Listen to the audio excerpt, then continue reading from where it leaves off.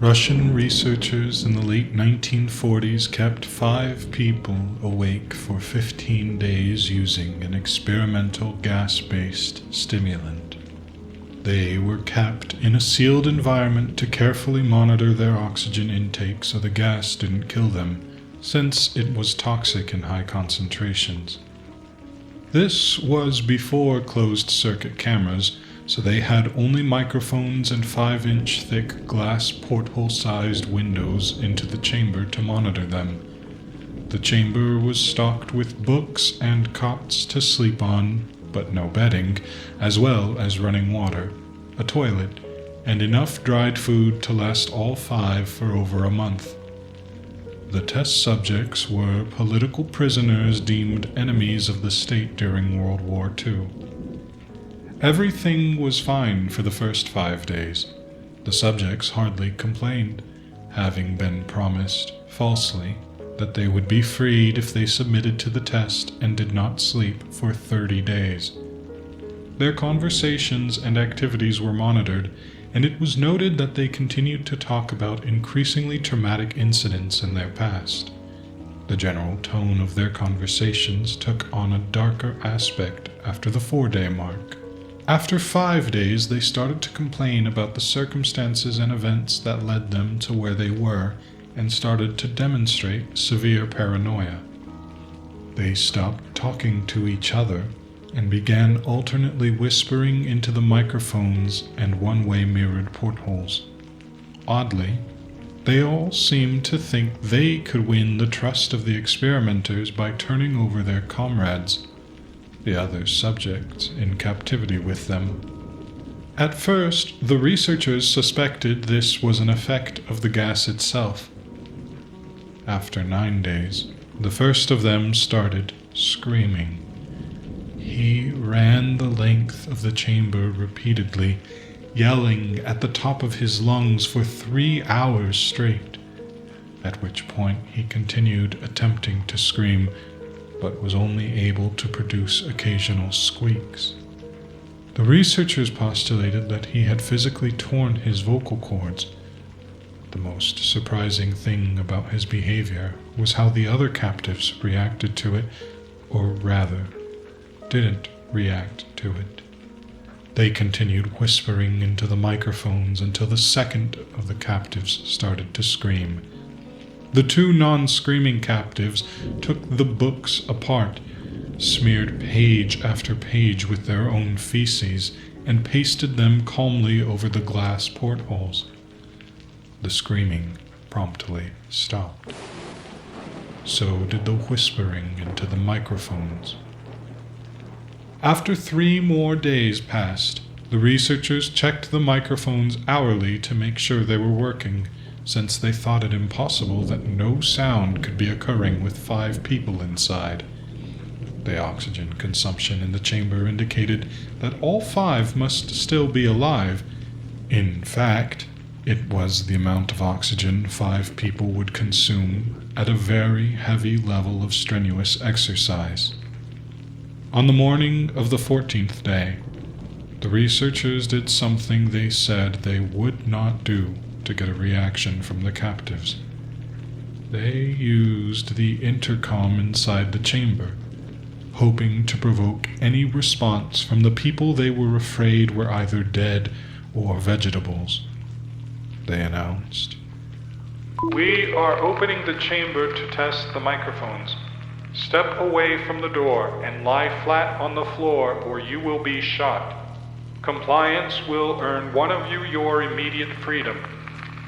To their surprise, they heard a calm voice respond in a single phrase. "We no longer want to be freed." Debate broke out among the researchers and the military forces funding the research. Unable to provoke any more response using the intercom, it was finally decided to open the chamber at midnight on the 15th day. The chamber was flushed of the stimulant gas and filled with fresh air, and immediately voices from the microphones began to object. 3 different voices began begging, as if pleading for the life of loved ones, to turn the gas back on. The chamber was opened, and soldiers were sent in to retrieve the test subjects. They began to scream louder than ever, and so did the soldiers when they saw what was inside. 4 of the 5 subjects were still alive, although no one could rightly call the state any of them were in life.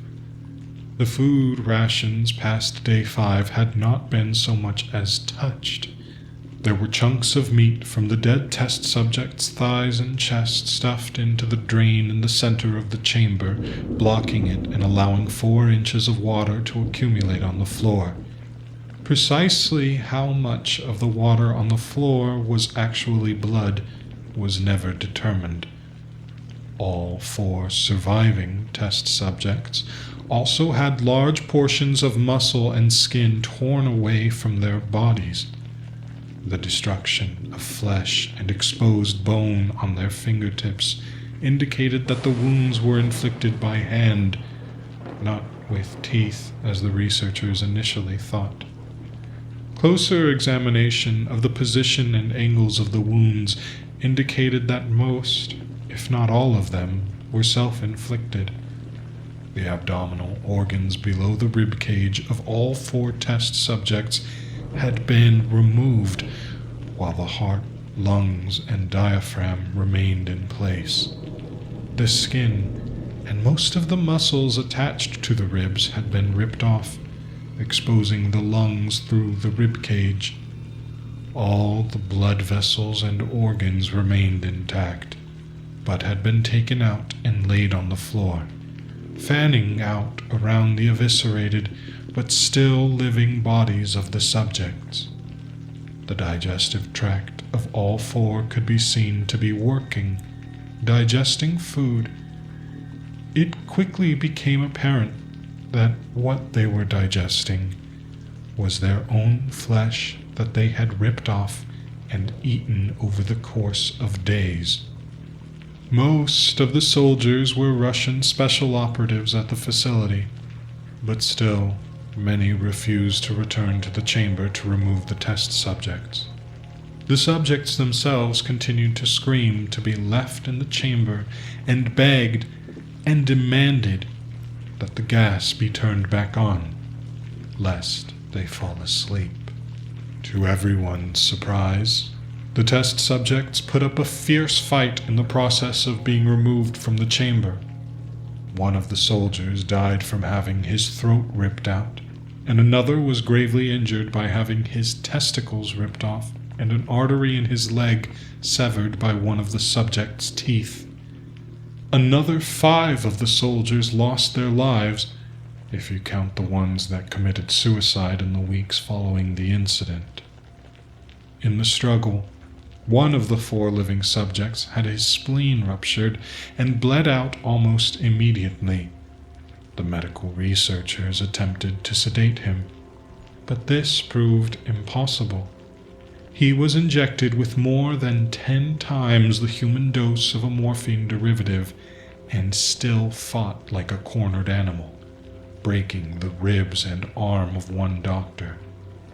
His heart was seen to beat for a full 2 minutes after he had bled out, to the point where there was more air in his vascular system than blood. Even after it stopped, he continued to scream and flail for another 3 minutes, struggling to attack anyone in reach and just repeating the word "more" over and over, weaker and weaker, until he finally went silent. The surviving 3 test subjects were heavily restrained and moved to a medical facility, the 2 with intact vocal cords continuously begging for the gas, demanding to be kept awake. The most injured of the 3 was taken to the only surgical operating room that the facility had. In the process of preparing the subject to have his organs placed back within his body, it was found that he was effectively immune to the sedative they had given him to prepare him for the surgery. He fought furiously against his restraints when the anesthetic gas was brought out to put him under. He managed to tear most of the way through a 4-inch wide leather strap on one wrist, even through the weight of a 200-pound soldier holding that wrist. It took only a little more anesthetic than normal to put him under, and the instant his eyelids fluttered and closed, his heart stopped. In the autopsy of the test subject that died on the operating table, it was found that his blood had triple the normal level of oxygen. The muscles that were still attached to his skeleton were badly torn, and he had broken 9 bones in his struggle to not be subdued. Most of them were from the force his own muscles had exerted on them. The second survivor had been the first of the group to start screaming. His vocal cords destroyed, he was unable to beg or object to surgery, and he only reacted by shaking his head violently in disapproval when the anesthetic gas was brought near him. He shook his head yes when someone suggested reluctantly that they should try the surgery without anesthetic, and did not react for the entire 6-hour procedure of replacing his abdominal organs and attempting to cover them with what remained of his skin. The surgeon presiding stated repeatedly that it should not be medically possible for the patient to still be alive. One terrified nurse assisting the surgery stated that she had seen the patient's mouth curl into a smile several times whenever his eyes met hers. When the surgery ended, the subject looked at the surgeon and began to wheeze loudly, attempting to talk while struggling. Assuming this must be something of drastic importance, the surgeon had a pen and pad fetched so the patient could write his message. It was simple. Keep cutting. The other 2 test subjects were given the same surgery, both without anesthetic as well, although they had to be injected with a paralytic for the duration of the operation. The surgeon found it impossible to perform the operation while the patients laughed continuously. Once paralyzed, the subjects could only follow the attending researchers with their eyes.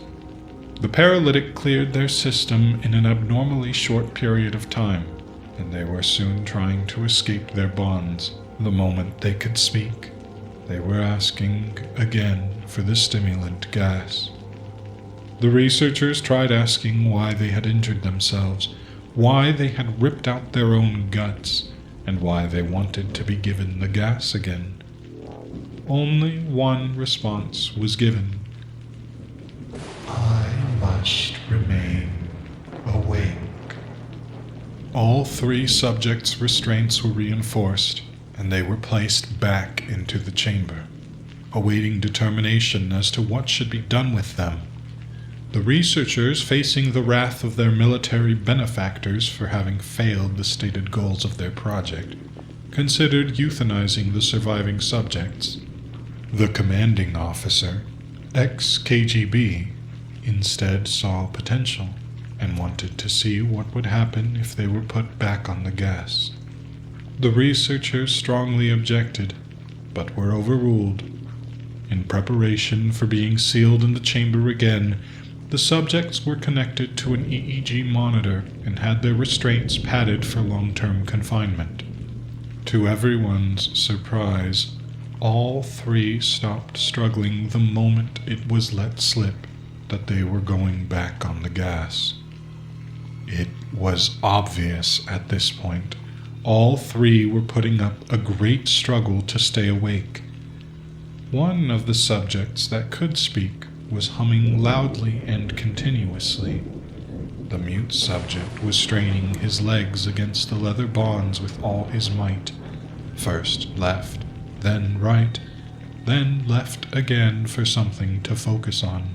The remaining subject was holding his head off his pillow and blinking rapidly. Having been the first to be wired to the EEG machine, Most of the researchers were monitoring his brainwaves in surprise. They were normal most of the time, but sometimes flatlined inexplicably. It looked as if he were repeatedly suffering brain death before returning to normal. As they focused on paper scrolling out of the brainwave monitor, only one nurse saw the man's eyes slip shut at the same moment his head hit the pillow. His brainwaves immediately changed to that of deep sleep, then flatlined for the last time as his heart simultaneously stopped. The only remaining subject that could speak started screaming to be sealed in now. His brainwaves showed the same flat lines as the one who had just died from falling asleep. The commander gave the order to seal the chamber with both subjects inside, as well as 3 researchers. One of the named 3 immediately drew his gun and shot the commander point blank between the eyes, then turned the gun on the mute subject and blew his brains out as well. He pointed his gun at the remaining subject, still restrained to a bed as the remaining members of the medical and research team fled the room. I won't be locked in here with these things. Not with you. He screamed at the man strapped to the table. "What are you?" he demanded. "I must know." The subject smiled. "Have you forgotten so easily?" the subject asked. "We are you. We are the madness that lurks within you all, begging to be free at every moment in your deepest animal mind. We are what you hide from in your beds every night. We are what you sedate into silence and paralysis when you go to the nocturnal haven where we cannot tread." The researcher paused, then aimed at the subject's heart and fired. The EEG flatlined as the subject weakly choked out. "So nearly free."